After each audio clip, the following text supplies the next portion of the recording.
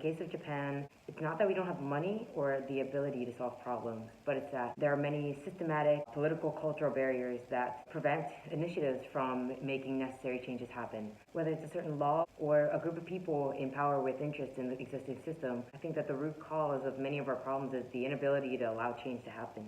So what does this imply? I think that this tells us that we really need to focus on the following three things. One, I think that Japan hasn't been very successful in developing and fostering innovation of companies in all industries. With over 90% of companies in Japan being smaller and medium-sized enterprises, Japan really needs to figure out how to effectively and efficiently use its resources and foster innovation that can support existing companies and create new business opportunities. This obviously will become increasingly important as we continue to face a drastic population decline. In other words, I think that goal number 9 of the SDGs is going to be really important so that Japan can build the foundation and create a new strategy for the future economy, labor market, and society in general. Second, I press the need for cities and communities that can adapt to, handle, and overcome drastic changes.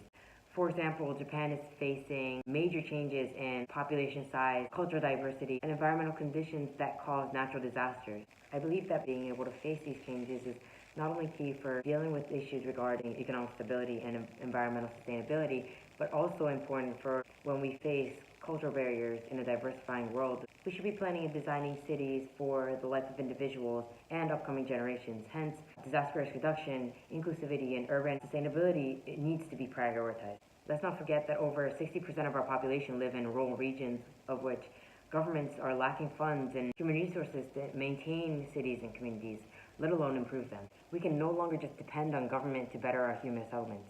We must create an ecosystem that connects and supports everybody and take leadership in trying to figure out how we can make our own cities more appealing, livable, and sustainable in the long run. Finally, I think that organizations in our country tend to lack communication and collaboration with different stakeholders, and this goes for all industries. We can no longer depend on one sector or one party. We have to get all stakeholders to communicate their needs, perspectives, and ideas so that we can, one, get a greater picture of what is going on, two, spot the fundamental problem, and three, try to figure out together how we can plan and execute a solution. This is why I press the importance of goal number 17 of the SDGs. This goal is a prerequisite for any time we want to make real change in tackling a major social issue.